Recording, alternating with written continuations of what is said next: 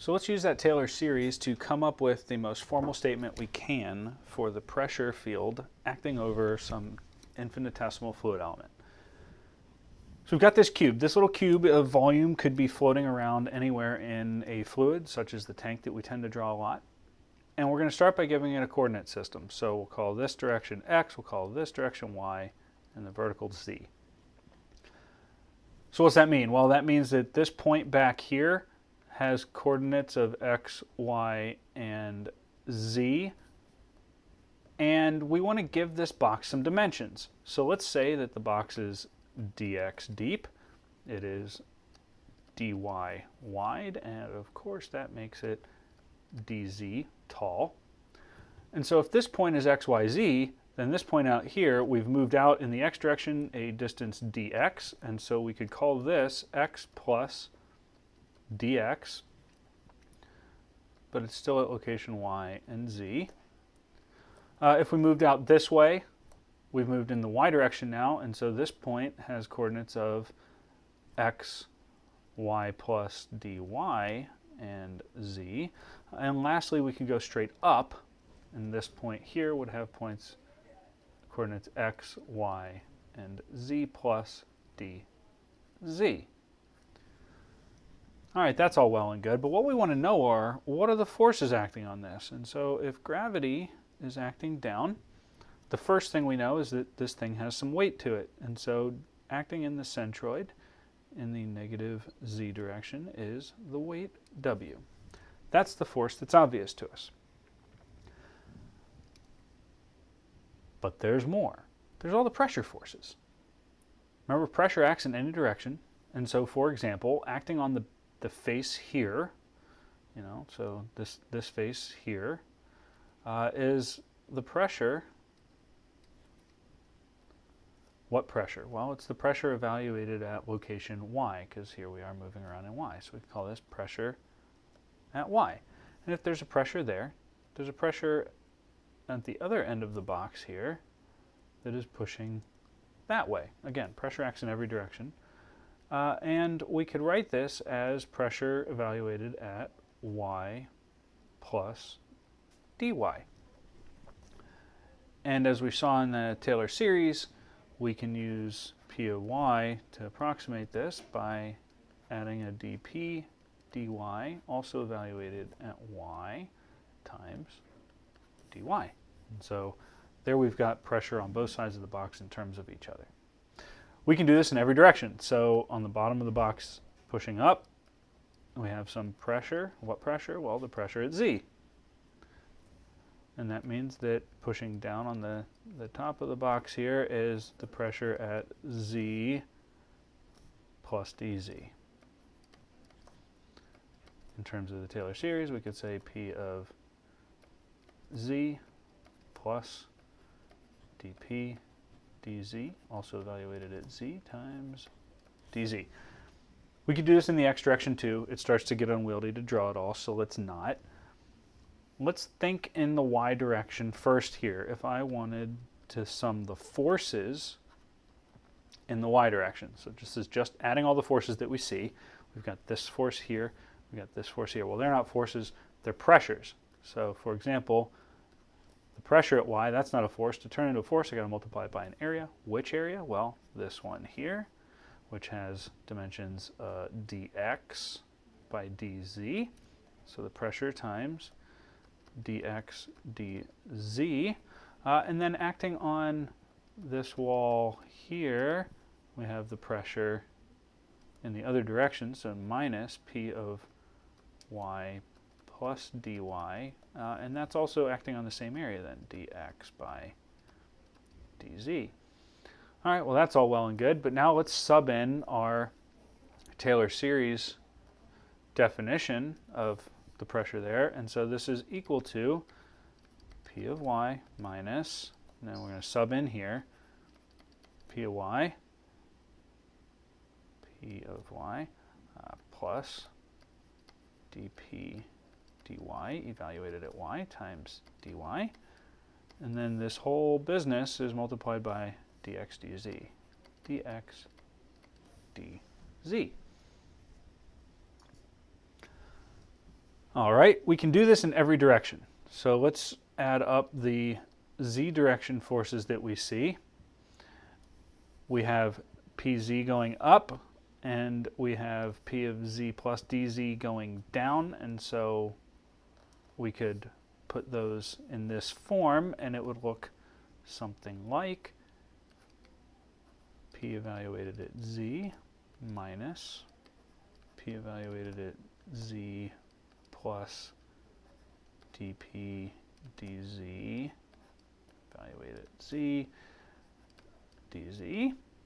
And then that whole business is multiplied by the area that the pressure acts on in the z direction, which is an area here of dx by dy.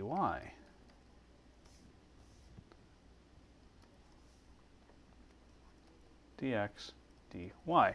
But I'm missing something, aren't I? Because in the z direction, there's also this weight force acting downwards. So we have a minus mg goes there. And real quick, let's work this out. The mass we could write as rho d volume. And the volume of the cube, well, that's just the dimensions of it, dx by dy by dz. And so that's helpful.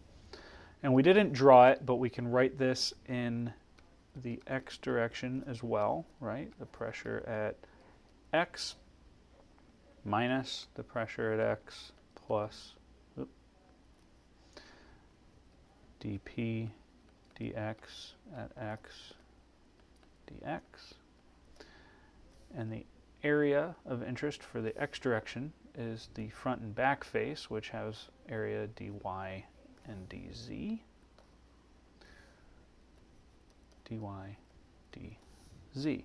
So here's the neat thing I want you to see. All we did was use the Taylor series. We added the forces on both sides of the box, multiplied by areas to turn pressures into forces. And in every one of them, you get a p of y minus p of y, plus minus, so those cancel from each other. These are just parentheses. Same deal here. In the z direction, these two cancel. And in the x direction, those two cancel. And so what we're left with, let's get these in order now, fx, sum of forces in the x direction, the only thing that survives is the derivative here, dp dx, and it's multiplied by dx from inside the parentheses and dy dz. Okay, in the y direction, let's look up here, we again got rid of those, and so the only thing that survives is the derivative, negative dp dy. But look at this, dx, dy, dz. They're there for different reasons, but they're all there, dx, dy, and dz. And then lastly, in the z direction, fz, we have, again, the gradient with the negative sign, that the derivative stuck around, and so minus dp dz. Look at the area, and the volume shows up, dx, dy, dz. dx, dy, dz. And then we've got the weight that we need to subtract from that, which looks like rho dx, dy, dz. Isn't that interesting?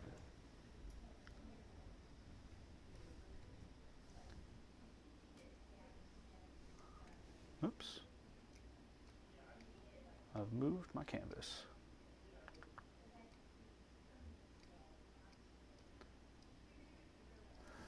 So, why is this useful? Well, let's move on to another page so we can sub this all in and do something with it.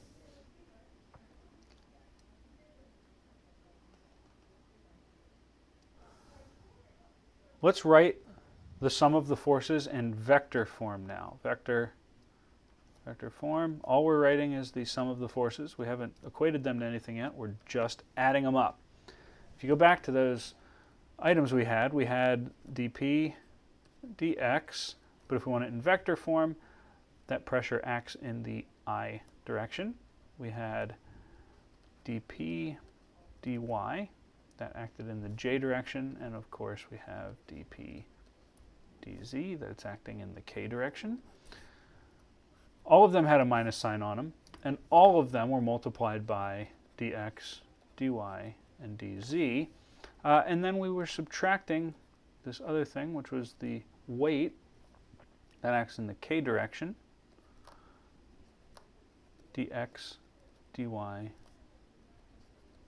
dz. For your reference, we call this term here the pressure gradient.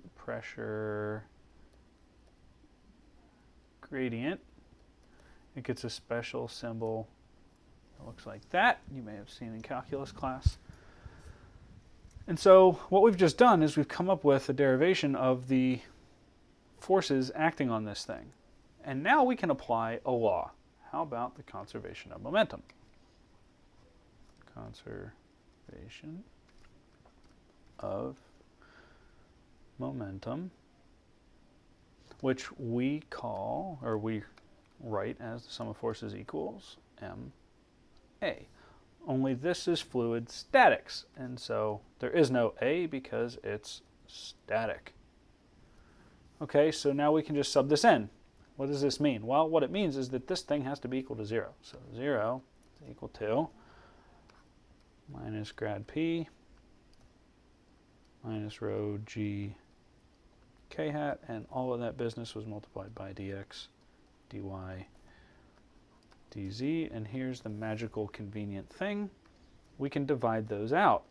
So sayonara to the differentials. And where this leaves us is with the most formal statement you can get on fluid statics, which says the gradient of the pressure minus rho g k equals 0. Draw a nice little box around that. If you're not into the gradient notation, I get that. And so I'll expand it out for you in the form that we tend to use it more often. So let's look at the components of this real quick, which are just each of these terms separated out. So the first term in the x direction, you get dp dx. Remember, that's multiplied by I hat, so here's dp dx. But this all has to go to 0, and that's the only term in the x direction. So what's that mean dp dx has to equal? Hopefully you're thinking 0. In the y direction, dp dy, that was multiplied by j hat, and there's no other term up here equal to j hat. And so same story applies. dp dy has to equal 0. In the z direction, dp dz, let me expand this out. We have two terms. We've got dp dz here, and we've got this rho gk here. And so if we want these to cancel each other, they have to be equal and opposite. And so dp dz is equal to minus rho g. So draw a box around that. It's going to come in handy very soon.